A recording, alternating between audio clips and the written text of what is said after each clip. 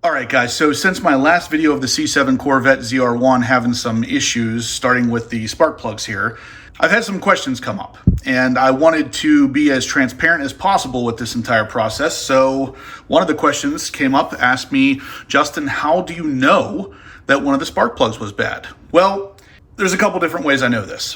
When we took these particular spark plugs out, there was no visible problem with any of them. Some of them had a little bit of extra carbon on them, no big deal. It shouldn't have caused any issues. But I did some research and found on the Corvette forum, sure enough, a C7 ZR1 that was having the exact same issue as me. He was getting a P0300 code, misfire, the car wasn't running right, all this other stuff. He went out, bought new coil packs, new spark plug wires, nothing changed it until he changed his spark plugs.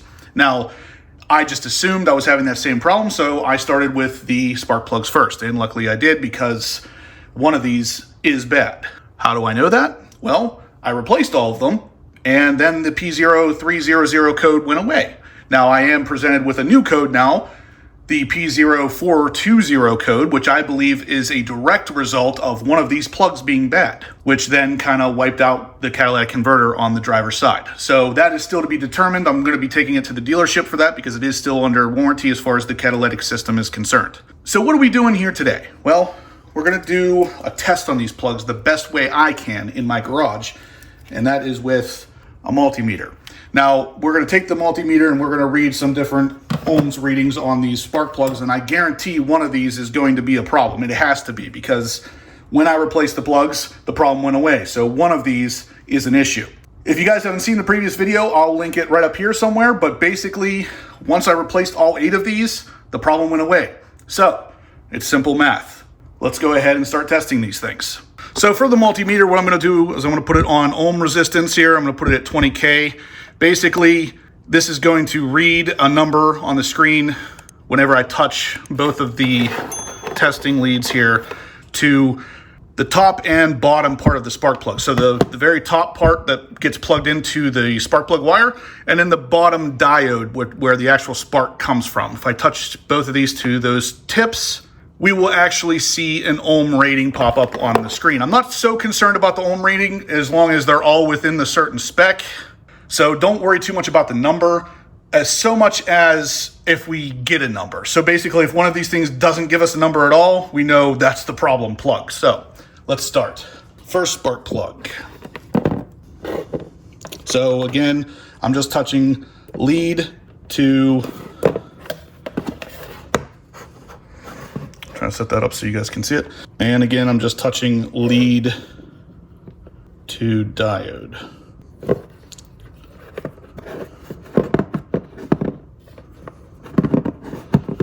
This is actually kind of difficult with just 2 hands here.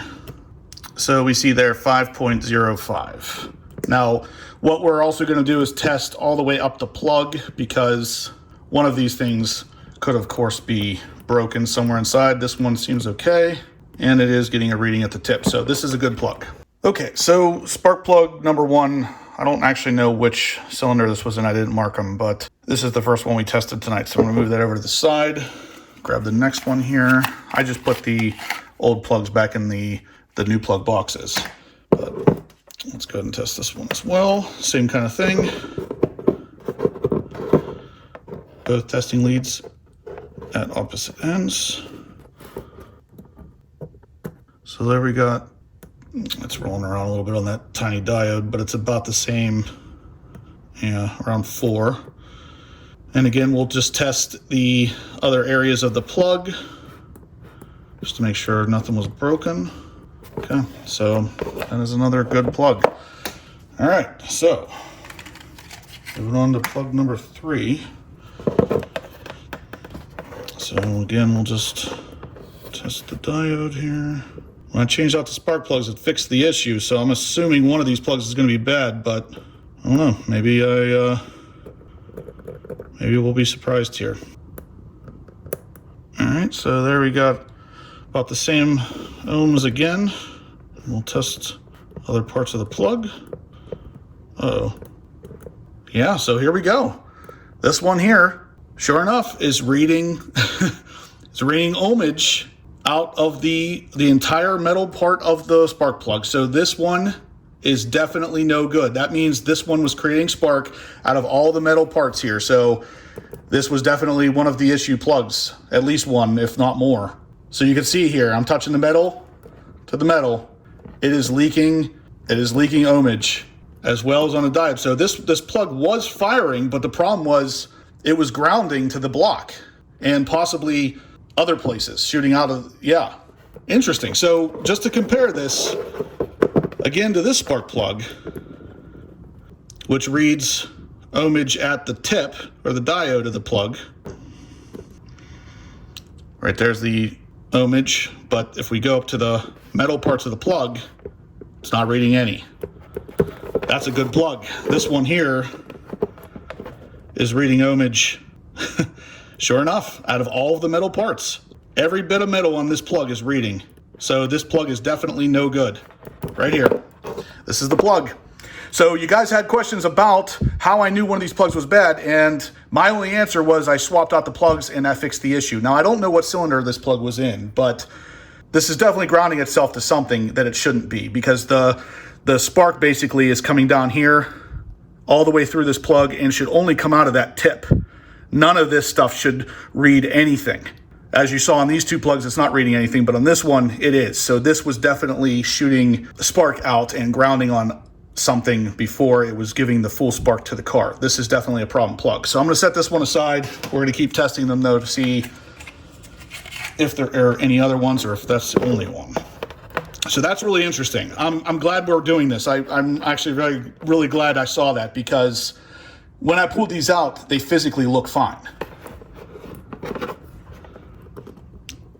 So kudos to you guys. I definitely like to do this kind of stuff anyway, but when you guys asked me to test them, I immediately looked into how we could do it. All right, so my battery died in my multimeter. I had to go grab a new one, but just to show you once again, the third one here was good. Right there it is. So it's reading fine out of the tip, not reading any leakage out of the rest of the body. So the third one is a good spark plug. So we will go ahead, get out the fourth one here. And this one looks like it has a little bit more carbon buildup. So curious how that one will show.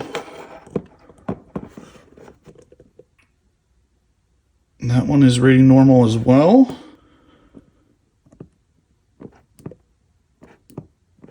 And no leakage out of the body, so that is a good plug. On to the fifth one.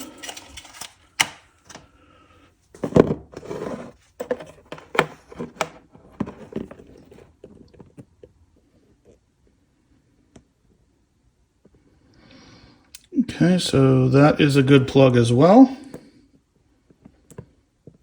Nope, it is not reading anything throughout the body, only on the tip. So that is 5 good plugs. Then the next one is going to be this one here.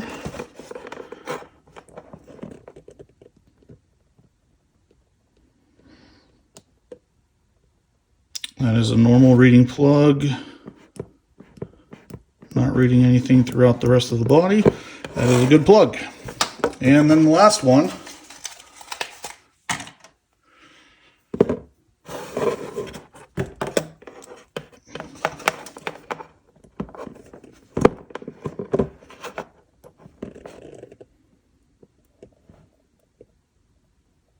that is reading normal.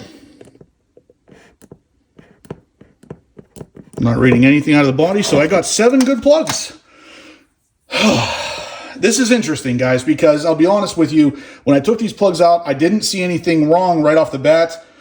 I was actually kind of doubtful that changing the plugs was going to do anything, but then once I changed them, the car ran fine and gave me a different code. So, yeah, I wasn't 100% sure that the plug fix was actually the fix, but now I am, because of you guys. So, big thank you to you guys for asking me to do a little bit more follow-up research with this and see exactly what was up with these plugs, but this is the one. This is the culprit right here. So, just, you know, one more time, just for argument's sake here, we can see the tip reads fine. That's normal. But the problem is that it reads that throughout the entire body too, or at least a version of that throughout every piece of metal I touch here. So you can see I'm not manipulating these numbers in any way. Like, these are showing a reading throughout all of the metal. So that's not good. So ultimately what that means is this plug, even though it may have been sparking, it was also grounding to things nearby. Would have been grounding to probably the block, possibly other pieces of metal. I'm not even sure which plug this was. So depending on how close it was to other metal, it could have been grounding to anything.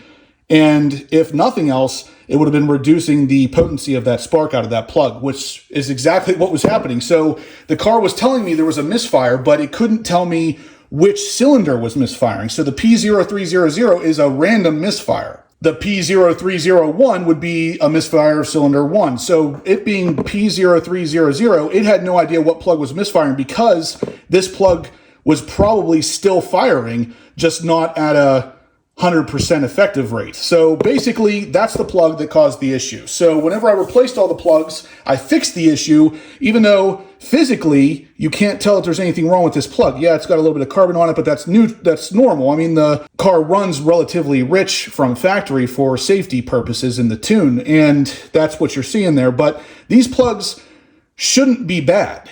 Not at 16,000 miles. So this one is literally just a problem with the grounding aspect of it. So that also explains why the car ran okay initially. And I was a little over halfway to my destination before I started getting this code. Up until that point, I didn't really get on the car or anything because it was still warming up. But everything felt okay up until I started to get this random misfire code. And now we know why. This thing it has an issue with grounding throughout this entire body. So something inside here is broken. That's ultimately what this comes down to. So hopefully this helps you guys. I did want to get a little bit more technical with this, and I'm really glad you guys asked me to do this because this is definitely something I should have done from the very beginning. I kept the plugs just in case because I had a feeling this was going to come up, especially if the dealership asked me about it. But now we know this plug right here is the problem. And I'm going to put this back in the box, and I'm going to mark the box as this is the problem plug, just in case the dealership does ask me for any of that. But anyway, guys, that is the video. We're done. So, like I said, I just want to give you guys a little bit more information because you wanted a little bit more. It sounded like you weren't 100% sure that the spark plugs were actually, the new spark plugs were actually the fix, but now we know we have one bad spark plug and the rest of these are actually okay. So, yeah, anybody want some spark plugs? But seriously, guys, if you liked what you saw, smash the thumbs up button. Let me know you're liking the content so we can keep creating this kind of stuff for you. Like I said, I want to get a little bit more technical with this video just so you guys know exactly what was going on. The next step is I'm going to the dealership to have them replace either the catalytic converter or tell me for sure that it's just an O2 sensor, and then I'll probably have to pay to replace that because the car is out of bumper-to-bumper warranty, but it's still under powertrain warranty, and the catalytic converter system is a separate warranty on its own. So if it is a catalytic converter, they will replace that under warranty anyway, but probably not the O2 sensor. I'm not sure if they would replace that or not. But either way, I want them to tell me which one is the issue, and I also want them to tell me if one of these plugs being bad could have caused that issue. I had a couple people say something about the car possibly needing an extra fuel pump, which makes absolutely no sense. My car is not modified, so there's no reason it would need another fuel pump. I have a GM performance air intake, which obviously GM has tested on the stock fuel system to not need any extra fuel pumps, and an axle back AWE exhaust, which again is not going to create enough power to create any kind of issues with the fuel system. So this is not a problem with the fuel system in the slightest. And as you can see, a lot of these plugs, you can tell the car was running rich, not lean.